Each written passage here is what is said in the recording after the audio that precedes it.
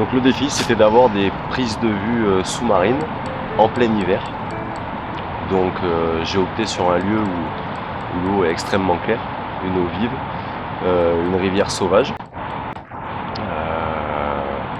Donc le défi était d'avoir des poissons en alimentation ou en mouvement devant cette caméra sous-marine. Alors le défi, il était franchement très ambitieux. Non seulement il était ambitieux d'un point de vue du contenu, mais en plus au niveau de la météo. On n'a pas de chance, cette session était réservée depuis des semaines, et donc on maîtrise pas les éléments, mais on est tombé pile, probablement sur le week-end le plus froid de l'année. C'est pas pour chercher des excuses, parce que de toute façon c'était quasiment mission impossible, mais voilà. En plus de ça, en plus de la complexité du projet, il y avait cette météo qui est venue un peu nous jouer des tours. J'ai commencé un amorçage une semaine avant. C'était composé de 1 kg de boulettes d'Uranus et j'avais fait un petit saut d'1,5 kg tous les jours de chenille et de babycorn mélangés. Pendant cette semaine-là, les températures elles étaient un peu plus clémentes et j'ai pu constater que le poisson était en alimentation. Sauf que par malchance, le week-end choisi était bien plus frais. On a eu des températures négatives jusqu'à -5 degrés, l'eau très froide. Donc le défi était très compliqué, mais on a essayé de le relever. On a souhaité filmer une session hivernale, donc déjà ça place la barre à un certain niveau, et rajouter à cela une caméra subaquatique dans une eau cristalline avec des poissons extrêmement léthargiques, donc forcément c'était vraiment compliqué. Néanmoins, certes, on n'a pas atteint l'objectif final, mais on a pu avoir quand même de belles images. Un moment au bord de l'eau reste toujours un moment privilégié, donc on est super content d'avoir vécu, mais le défi était ardu quand même. Donc le lieu de pêche choisi, c'était une rivière sauvage pour que l'eau soit oxygénée, en espérant que les poissons du coup s'alimentent grâce au mouvement obligatoire du poisson en rivière. L'eau est extrêmement claire. On a 2 secteurs de pêche. On a un secteur face à nous où on a énormément de blocs rocheux avec une profondeur qui varie entre 3 et 5 mètres. On a aussi de faibles profondeurs.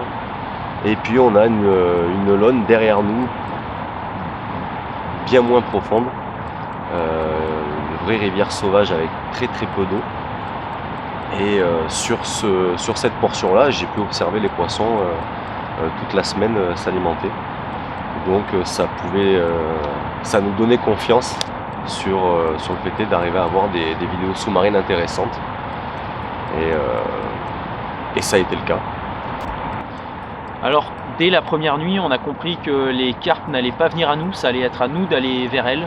Et donc on a mis beaucoup d'énergie pendant toutes les journées de la session pour vraiment proposer dans les zones de tenue, dans les zones où on savait qu'elles passaient, parce qu'on a passé beaucoup de temps à observer, à proposer des èches attractives sur lesquelles elles allaient vraiment elles allaient craquer d'un point de vue nerveux, parce qu'on a bien compris qu'elles s'alimentaient pas, et donc ça allait vraiment être le comportement animal et nerveux qui allait peut-être les faire craquer.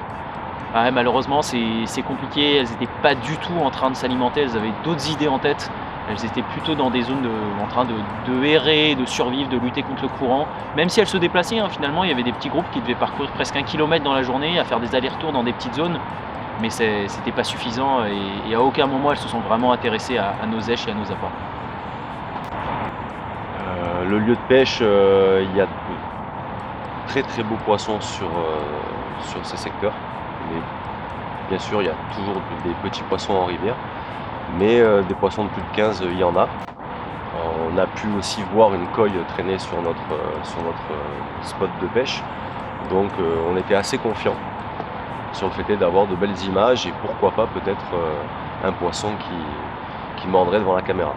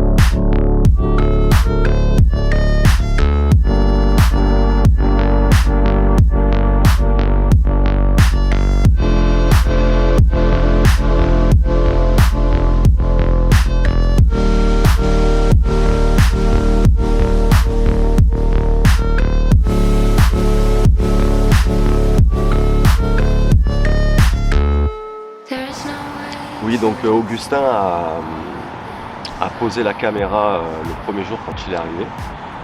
D'ailleurs, force et courage à lui parce que l'eau est très très froide. Il n'oubliera pas la cagoule la prochaine fois en mode hivernal. Les poissons étaient sur le coup. Et quand il a plongé, les poissons ont déserté.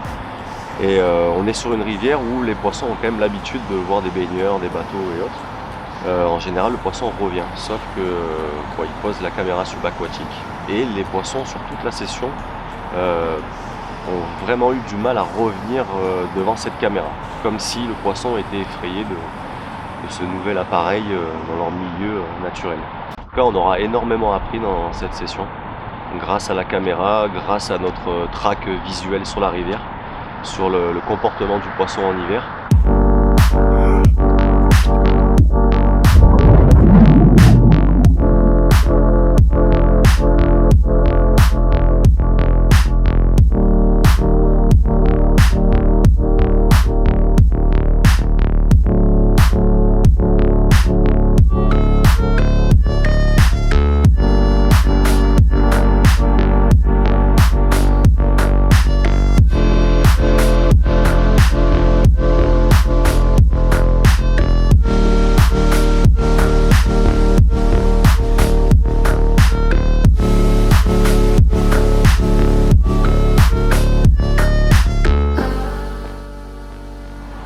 Alors cette caméra underwater, c'est un projet qui nous tenait à cœur, c'est quelque chose qui, pour un pêcheur, vraiment permet d'apprendre beaucoup de choses. On ne voulait pas le faire dans un plan d'eau privé où les conditions étaient peut-être un peu plus faciles. Là, on se met vraiment dans le dur, dans des vraies conditions, dans des endroits qu'on aime pêcher, des zones très sauvages, avec un léger préamorçage auparavant, mais ça n'a pas été non plus une campagne de 6 mois. Donc vraiment, c'est en ça aussi que le défi était compliqué. Et puis aussi, découvrir ce matériel, c'est la première fois qu'on mettait cette caméra sous l'eau. Donc on s'est très vite rendu compte que le camouflage allait être une partie primordiale de cette approche, parce qu'on voyait bien que les carpes ont ensuite vraiment pris un peu peur de la zone, parce qu'elles ont vu ce nouvel élément dans leur milieu naturel qui n'était pas habituel, et donc elles ont vraiment eu du mal à se rapprocher. Après, on s'est vraiment rendu compte aussi que petit à petit elles prenaient confiance, et on a pu quand même avoir des images de poissons qui se positionnaient devant. Après, comme elles n'étaient pas en phase d'alimentation, elles n'avaient aucune raison de rester vraiment devant la caméra, elles tournaient autour, un peu un comportement, on va dire, de curiosité. Mais c'est tout ce qu'on a pu avoir malheureusement. Néanmoins, on en a beaucoup appris, donc on va travailler le camouflage, le positionnement, on voit qu'il y a certains angles qui sont intéressants, mais voilà. Donc globalement, une belle session, on a appris beaucoup de choses sur l'underwater, et c'est ce qui va vraiment nous motiver à revenir à la belle saison pour venir prendre des carpes, piéger des carpes devant la caméra, leur proposer une assiette sur laquelle vont s'alimenter, et voilà. Donc il y a du travail, mais c'est un bon début à mon goût.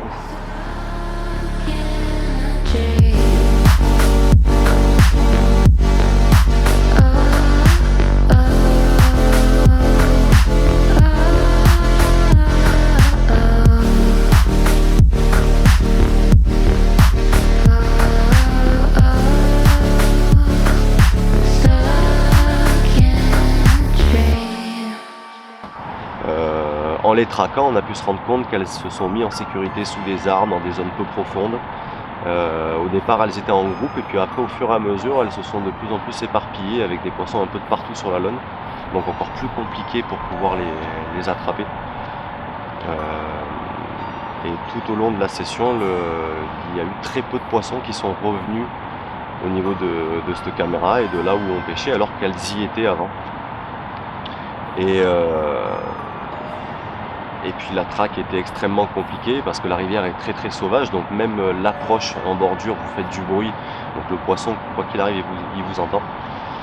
Mais malgré tout, on a réussi à pêcher des zones où le poisson stagnait, mais pas en nombre, et ça nous a pas permis de faire de touches. Pour conclure, ça reste une très belle session, on a appris beaucoup de choses, et forcément être au bord de l'eau comme ça, sur une rivière aussi magique, et observer des poissons au drone depuis les falaises à droite et à gauche, ça reste quand même des super moments. On en apprend beaucoup, et je vous souhaite de vivre ça pendant toute l'année 2023, en apprendre beaucoup, prendre des poissons, plus que nous au cours de cette session. Et puis on se retrouve dans un prochain épisode prochainement, avec de très belles images à venir. Et puis je vous souhaite à tous une belle année 2023. Ça aura été en tout cas une session super intéressante, mémorable, parce que c'est la première avec cette caméra underwater. Je vous souhaite à tous de belles sessions et on va se retrouver très vite pour un beau volume avec de belles surprises et avec des températures qui seront bien plus clémentes pour nous. Ciao, ciao.